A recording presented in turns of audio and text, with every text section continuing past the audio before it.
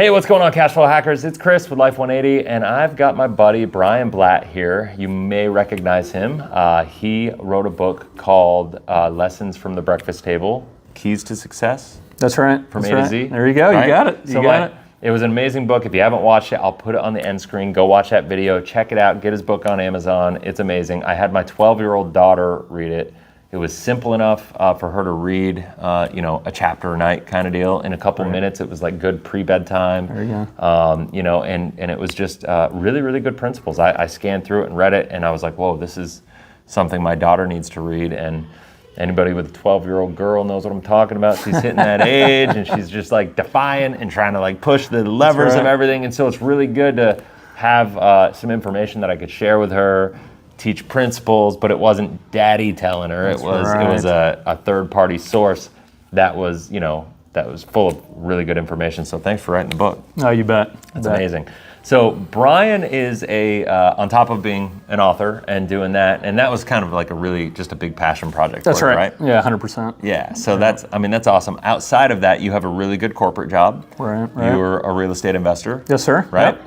Which is awesome. What kind of real estate do you get involved with? Yeah, so it's multifamily, residential real estate, right? So certainly lots of different types of real estate out there, commercial, and for me it's, residential it serves a need, right? And if you've read Cashflow Hacking, it's a great source of cash flow as well. That's awesome. Yeah. So in doing this, you utilize whole life insurance, right? That's right. I think a lot of people watch the videos and they're like, oh, it's great, but like who's really doing this, right? Like if you're not a whole life agent, selling this stuff, like who's actually doing this, and I talk about the fact that we do it, but like most people, I think, especially if you're just hearing about it for the first time, there's a level of skepticism, which I'm cool with. Yep. But I thought it was really interesting in our conversations as we've gotten to know each other. You're like, man, this is exactly what I do. And you read the book, Cashflow Hacking, and you're like, this is totally in alignment with exactly what I'm doing right now. So I'd love to hear your story a bit. And if you guys, by the way, if you hear background noise, it's because we're at this event and there's kids in the background and there's like whatever. This is the quietest space we could find. But so I apologize ahead of time. But so you utilize whole life insurance, as part of your real estate investment strategy, and I'd be curious, A, how did you first hear about it? Right. And B, like, talk to me about why you made the decision to go that route. Yeah, you bet. So, I'd love to tell you and the viewers that, I was just that smart, right? And, the reality is I was really fortunate. I had a next door neighbor at the time. Okay. This is about 8 years ago. And, he was selling this amongst other products and just the relationship we had over time. He'd come and sit at the dinner table and, we would do spreadsheets and go through a bunch of different kind of analyses and hours and hours on that. And so I'm an engineer by degree, and so I'm a numbers guy. Yeah. I've got to see the spreadsheet has to talk to me. Totally. Right? And so there's certainly, I was guarded at first, right? Sure. I mean, I come from the background as so many of us do that throw as much money as you can into a 401k. Right, and life's going to be great. Well, and you have a corporate job too, so there's probably a good 401k. Yeah, absolutely. Probably There's a good match. Yeah, good things going on. So there's a lot of incentivization for you to do that. That's right. Probably the HR department is being like, hey, you should do this. That's right. Right. And like all that stuff going on. 100%. And so, without going down the 401k tangent, unless you want me to at the right time. Okay. But maybe we'll go there. Who knows? Yeah. So ultimately, we just spent enough time, and I said, you know what, at the end of the day, I was young enough. I had 2 young kids at the time, and so I did appreciate the value of insurance. Yeah. Right. If something happened to me, I was the main breadwinner in our family. Yeah. I didn't want my wife and kids to have to change their lifestyle. Right. I certainly didn't want my wife a week after I'm gone to say, hey, let's go get me another husband to bring in more income. Right. I feel that one. Yeah. So I valued it for certainly the death component. Mm-hmm. And ultimately we signed a couple policies, one on myself and my wife. Okay. But I'll tell you, it wasn't until maybe really 5 years into it that I really started to appreciate what I had. Right. So the first. This is my first time hearing this, by the way. Yeah. So I mean, the first few years, I was the guy at the water cooler with the tail between his legs going, I just bought whole life. Oh, You did what? Yeah, right? And so I wasn't talking. Everyone's talking about how, some penny stock took off, right, or whatever. And so, but for me, year five, my cash value grew by the amount of my annual premium. And so for that, it just clicked. It's like, what do I have here, right? Yeah. Because I really wasn't utilizing policy loans at the time, right? It took time to seed it. So you got lucky in a way because, A, you didn't know what you were getting into. Yeah, totally. B, to have your policy grow by the amount of your premium payment in year 5 means you had an agent that did you solid. Yeah, 100%. Right? That did it right. That's right. Without you knowing, because most of the time, you have to know. That's one of the reasons I do the education I do is to teach people what to do. So we can either help them or they can go to an agent with full education to be like, all right, no, I know this is how it's done. Make sure it's done the right way. You got very fortunate. 100%. Because you had an agent that really took care of you. Yeah. That's awesome. 100. And so at that time, now I'm starting to talk to my sisters and my brother, right, about this, and they're listening to me. They're like, Brian, what's this insurance thing, right? And so my youngest sister, she sent me a link one day, and it was of you and Caleb Williams. Oh yeah. You guys had a piece, and I'm written, mutual check, dividend paying, been around for 100 plus years. I'm like, check. I'm like, that's amazing. This is exactly what I have. I love it. And it's been every year, right? It's been getting better and better and better. Yeah. That's amazing. So how long have you had it now? Eight. Yeah, I think 8 years now. Okay. Yeah. So the crazy part now that you've had it for 8 years, I mean, there's not another asset in the world that you'd rather probably put your premium payment into at this point. Oh, that's right. Oh yeah, right? 100%. Yeah. I mean, I always kind of tell people when you first get a policy, you have to think long term. You can't solve long term problems with short term thinking. Right. That's kind of a principle. It's non-negotiable. And if you're willing to pay the price for a couple years. Right. I mean, for you it was year 5. For some of the people that we work with, we're able to do that in year 2 or 3. Wow. Yeah. Right. So depending on how you're funding it, if you had a big lump sum. Sure. Right. Then you can make it so year 2, it's growing by more than your premium payment. Which is pretty, that's pretty crazy, right? But we do that all the time. However, sometimes, if you don't have a lump sum, it's year 4 or 5 that you, yours is obviously very optimized because you didn't do a big lump sum. That's right. That's right. Nope. So that's a really, really efficient policy, which is phenomenal. And so when you look at it like that, it's like you were willing, and you didn't even know you were willing, but you kind of happenstancely were willing serendipity, because you valued the insurance. I think a lot of people get into this and they're like, I don't care about the insurance, I care about the cash value, right? And we'll get into that in a second. But the fact you were willing to maybe take a little step backwards and have a little less liquidity than you have in your bank account. Right. But now your policy is growing by more than you contribute every single year. Yep. Your policy is probably about even with your total. You probably you probably have about as much money in your policy now that you would have as you had in a savings account. Almost. Right. If you had just kept all the money in a savings account. But now you have living benefits and you have death benefit, tax-free death benefit that's on top of it. You have, if you had the choice between keeping your money in a savings account the whole time, no brainer, and then keeping it here, right? No brainer. One of the I think mistakes that people make when they look at life insurance is they compare it to an investment, right? And they go, why would I put my money in a whole life policy earning 4.5%? Net after all expenses and whatever. Yeah, exactly. So initially, and that's that took so long to really wrap my head around it, is there was that comparison of this versus Dave Ramsey 10% every year forever. Right? Yeah, right. Doesn't exist. And so it was the investment. But now, this is a key enabler. It's like a high yield savings account with a death benefit, right? That really enables the protection and growth of my capital. And now I'm parlaying into investment syndications, right? Other real estate investment opportunities. So and it's definitely knocking the socks off of any savings account. Right. The whole component of uninterrupted compound growth, while I get to use that as collateral. Leverage it. Leverage that as collateral and pay simple interest. it took me a little bit to fully understand it, but that's a game changer. Yeah. Like, so over the course of my life, I will have far more access to capital through this approach than the savings account, certainly than locking it up in president of 401k, right, to pay some tax rate, and we don't know what it is in the future. Seriously. Right? Yeah.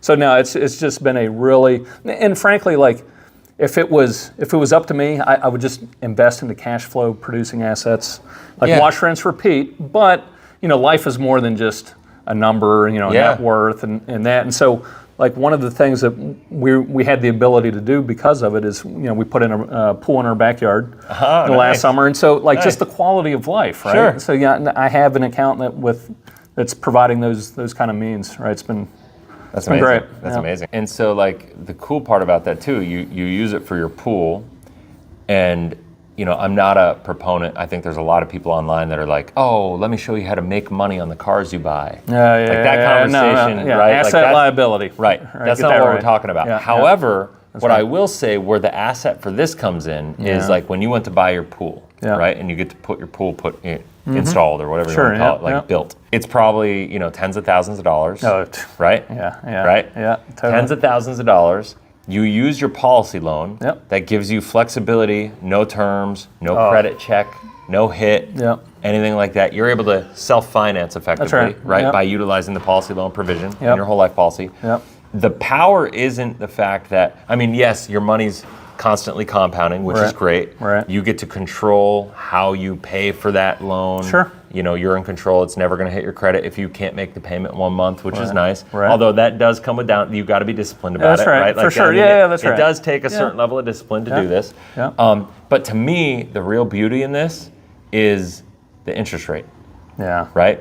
So right now, and back then it may be a little different. Like rates were lower. But right now, if you were to go put a $100,000 pool in your backyard, or $80,000 pool, whatever it was, right, you're going to be paying 15% for interest for doing that, and now you can access policy loan. That's right. For 5%, 4.4%, 4.4%. Right. So think about this. Like, it's not just the compounding. It's the fact that you have access to this capital. That's going to save you the potential expense of doing that, because most people are going to pay cash or finance, but paying cash, you lose the ability to have that money continue compounding for you, right? There's always an opportunity cost. When you spend the money, you lose the ability for that money to earn you money moving forward, right? And so, like, I think that's really a really cool thing, but I'm obviously, like, the reason I've gone away from, like, the infinite banking conversation from a lot of people, and I still use the term a lot of times for marketing purposes because it gets traction. But the reason I've focused more on cash flow hacking is because I believe that when you combine whole life insurance with cash flow producing assets like real estate, it will change your life. And all these people that are out there trying to, like, save money and invest for 30, 40 years, hoping that they're going to get to the end of the rainbow and have this pot of gold. It's a broken system. It's not set up for them to win. Whereas if you just said, hey, I'm willing to save, but I'm going to save with the intent of investing, and I'm willing to go slow. That's right. I'm willing to go slow to go fast. 100%. Because, so I'd love to hear your emotional journey in that, because it's not like this is the only thing you have going on, but you obviously do real estate. And to do real estate properly, you have to save money. That's right. Right? That's right. That's right.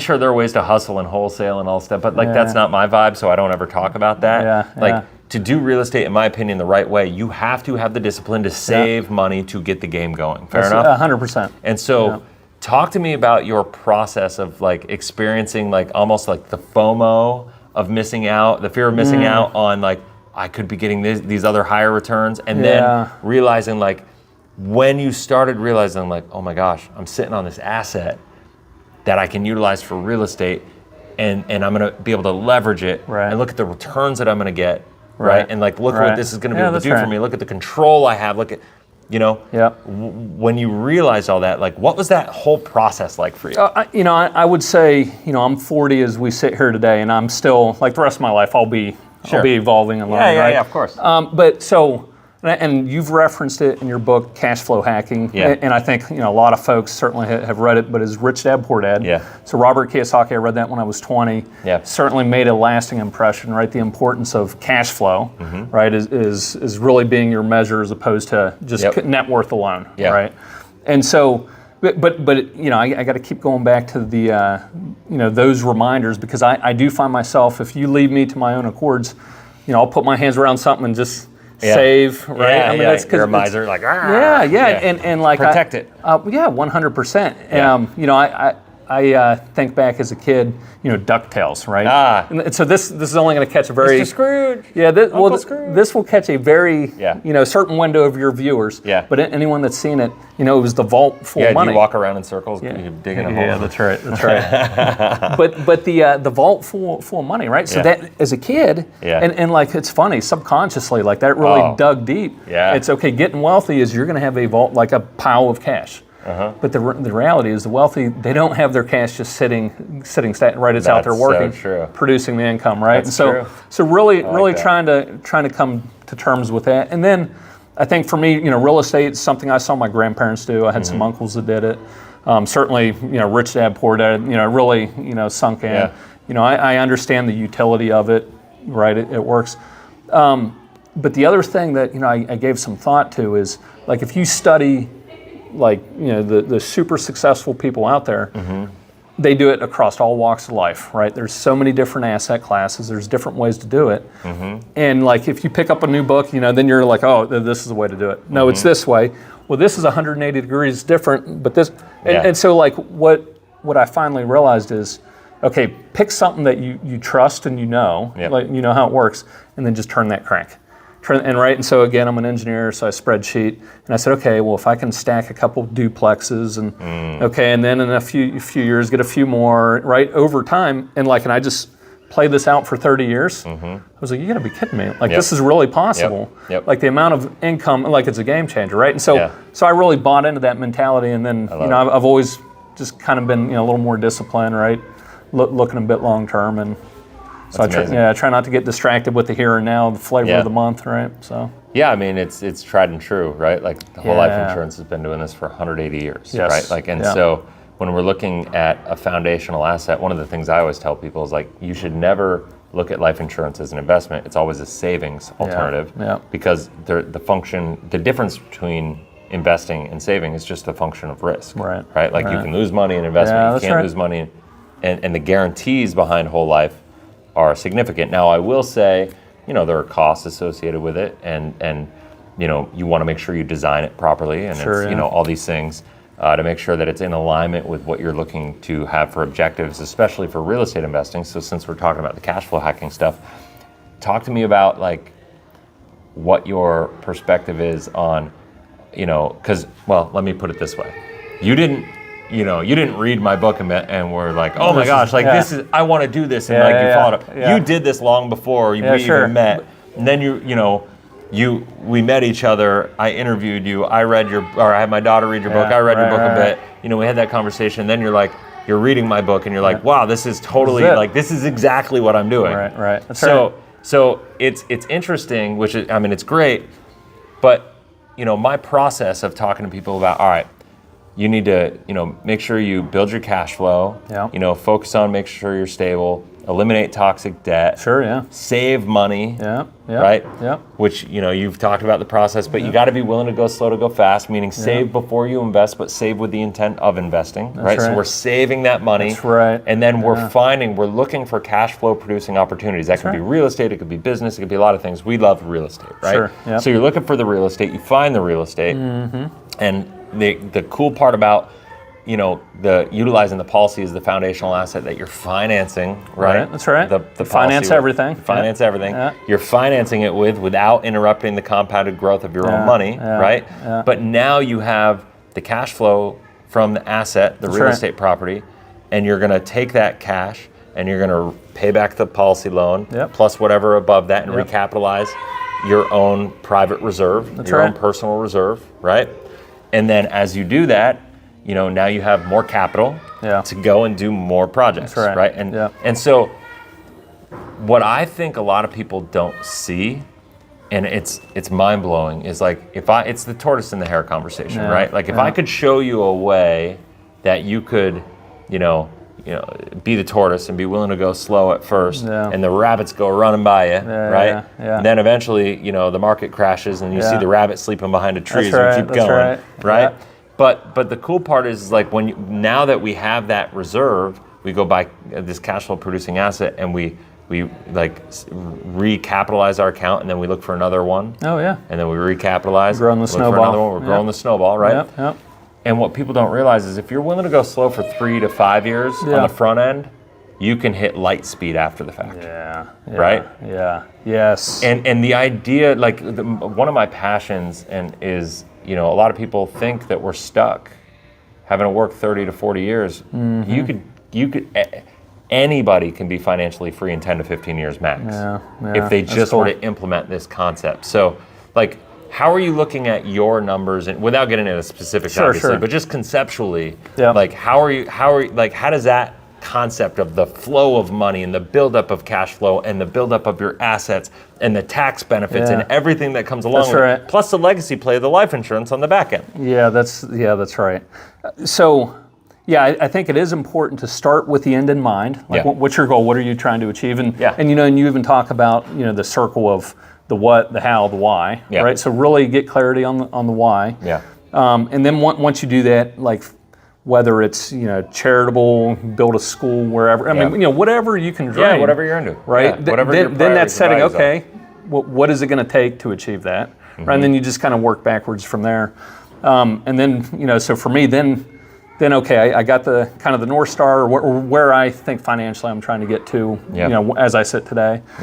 But then what are the actions? What are the steps I need to take, right? And so then the goal really shifts from my mind from the end goal, because that can be a bit, that can weigh on your mind. Oh, geez, I'm working for something that's 30 years out. I know, it's hard. But what are the steps? And then you make that activity. Okay, well, I want to be disciplined, and because I know this is the activity repeated over, a long time for consistently is going to produce results, right? And then it gives you the near-term gratification of, okay, I hit my activities, right? So that's great. That's just one way to kind of help break it down and keep the discipline early. Because as human beings, I think Tony Robbins says it, the number one thing that we all need as human beings to be fulfilled is progress. Yeah, that's right. Right? That's right. And so we just need to know that we're progressing towards our objectives. We don't need to reach there, but we need to have progress so we can remain having trust and belief in the process. Right? And that will keep us on it. That's right. And that's amazing. So that said, one of the things that I always tell people on this channel, and I talk about, it's a passion point for me, is I believe that as a nation, as a world, pretty much, but specifically in America, probably even worse than most of the world, most people are failing with their money simply because their money and the way they're operating with their money, the way they they handle their money, their relationship with money, however you want to phrase that, is not in alignment with their values and beliefs. Right? So if I go and I talk to people and I say, hey, what do you think about the government? What do you think about national debt? What do you think about inflation and interest rates and national deficit and unfunded liabilities and like all these things, right? And the devaluation potential of the U.S. dollar and loss of the world's reserve. Like if I ask all these things, and most people I'm going to talk to are going to be like, I don't trust the government. I think taxes are going up. I think debt's going to get out of control. I don't have any clue or any confidence in where we're going 30 years from now. Right?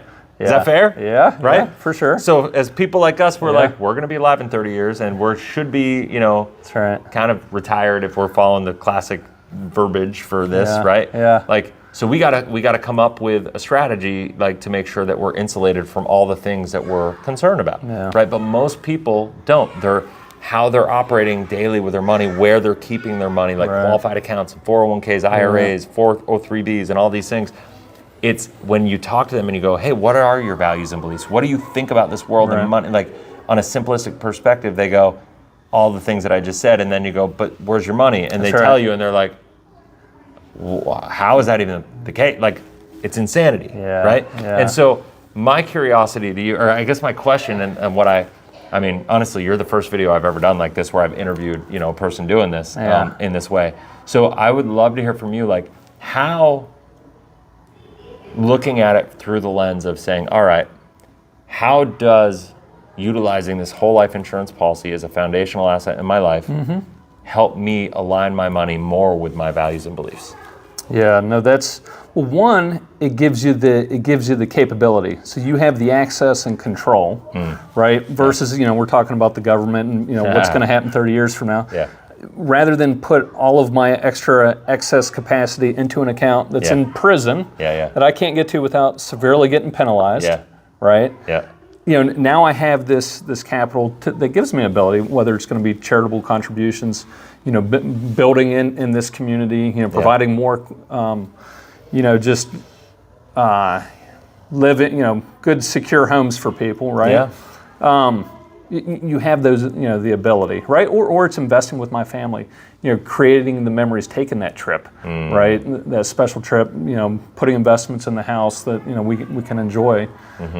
Again, if it's locked up and I can't get to it, right? You're just stuck. kind of on the hamster wheel. Or if you can get to it, you're paying a 10% penalty, or, you know, but like typically when you have a 401k, if you put your money in that, if you're with the company currently, that money is locked up. That's right. That's right. Yeah. And it's hard to access. Yeah, and so I get the other thing too is, so, you know, you talk about with insurance, it takes time to seed, right? And so there are some insurance costs up front, right? But give it time and it gets better every year the rest of your life, right? Yep. And so you know, another way I've looked at it is, okay, you know, I'm at 5 years out or 5 years into the policy. You know, I am at that point for my specific policy, my total cash in was not equal or exceeded my cash value, right? So I wasn't at basis yet. Right. And, you know, so one way to look at that is, well, geez, you know, a closed-minded person may say, well, you're losing money on this investment. Right. But the reality is, okay, the alternative is I put that same money in a prison account that I can't get to. Right. I can use this much of it. Right. Right? Yep. Oh, and by the way, if I die, it's, you know, that much. Right. Whereas 5 years, now I have capital that I can now start investing. Yeah. Right? I love it. To leverage it up. Plus, if I die, it immediately blossoms into the death benefit. Right? And so, you know, that was one exercise I did is, okay, I die year 5. Yeah. Which one does better? I die year, and no matter what time horizon I picked. Yeah. Right? It was better, you know, in this camp all day long. Yeah. Yeah. Right? And so, I love it. I love it. I mean, that's such a huge, like, element of it. Like I always say it's important to have an emergency fund, but it's you got to have an opportunity fund as well, right? Right. And so when we're talking about investing, I think I'll say this way. I know that the coaching and the advice we give is not for everybody. Yeah, sure. Right? Like, because, that's right. Yep. Because it takes a certain personality, and you happen to fit the mold, right? Like I fit the mold, and you know, that is what it is. But like for people that believe in themselves and that have the you know, that want to do something significant, bold, like real estate, build a business, whatever, the number one investment you're ever going to make is in yourself. And that's a cliche kind of like statement that gets overused a lot of times.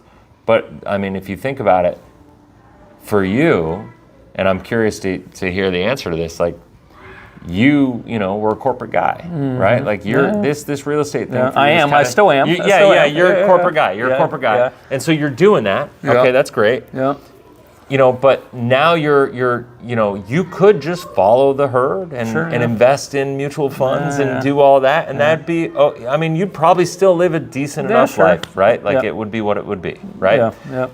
But by doing this, you've identified like, oh, I want more for my life. I want more for my family. I want more for my freedom. I want more for control. I want more for legacy. 100%. Like all these things, right? Yeah. And so now you're looking at this, and I'm guessing, and I don't know the answer to this. I'm going to throw it out there, and then I want. But I'm guessing there was a moment in time for you where you're like, I want more for my life. Oh yeah. And in order for me to get to where I want to go, I need to become more. I need to grow. And life is about constant growth. And I know you believe that because your book, right? But I'm curious, like, you know, from that perspective, like, you know, when I say the number one investment you can make is yourself, even before the real estate, you had to learn, you know, go through the process of saving and then investing in yourself and educating yourself more about real estate investing before actually doing it, because you could make mistakes. Oh yeah, totally. Right? Yeah. And so one of the things that I think I love about this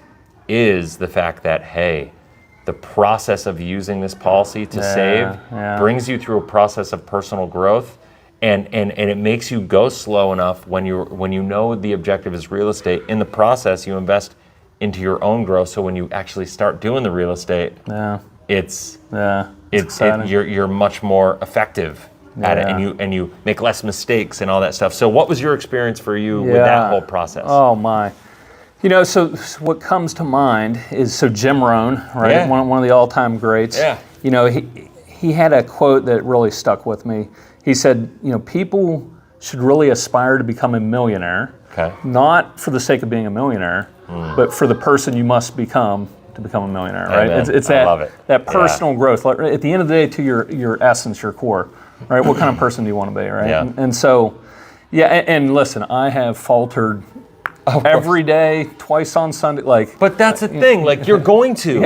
Everybody's going to. And that's one of the things about social media that drives me nuts, is all these people trying to act like they're perfect. Yeah. And that's one of the things I try to do on this channel, is be like, hey, listen, furthest thing from it. Yeah, furthest. 100%. So listen, I got to pick myself up all the time and, look myself in the mirror and say, okay, all right, do better. So growing up as a kid, so certainly, I was blessed parents I have, right? But I think they really distilled this belief in me from a really early age, and so I was taught a lot through sports. I wasn't an Olympic, qualifier by means, but I did okay, right? Yeah. And so just competing in sports, and my dad was the one that was with me and my brother. We're out there running sprints, we're shooting 1,000 shots, whatever the sport was, getting after it. We're working, right? And so it distilled this, that's who I am. Yeah. It's I may not be the fastest, the biggest, the strongest, the best, but by golly, there was not going to be anyone on the field or on the court that put in more work than me. Yep. And so that, whether he knew it or not, maybe he had the wisdom that this is more, longer lasting than just that sport, but it really has carried forward into kind of these other walks. Love it.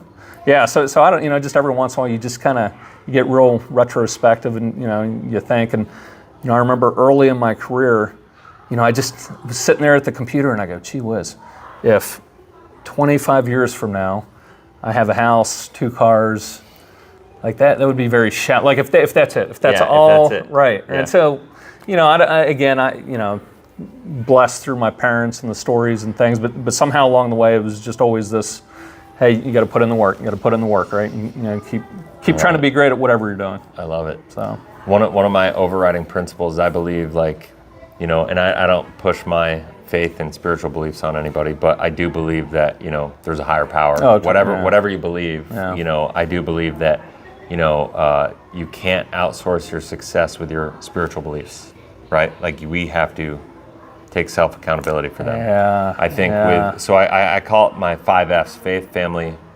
fitness, finances, and freedom. Love it. Right?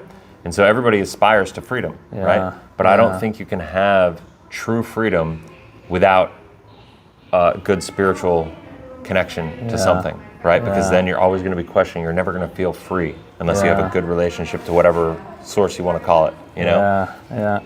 I don't think you're going to have true freedom without good relationships in your family.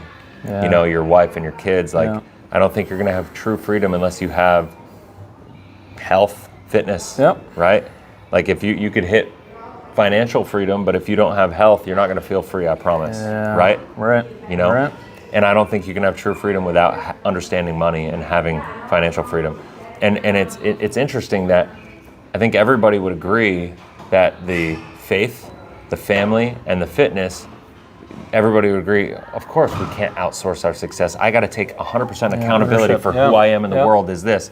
Somehow with the finances, we've been duped to think and trained that we're too stupid. It's too complicated, and you gotta give your money to some money manager and financial advisor to take accountability and responsibility for your success in one of the most important areas of your life.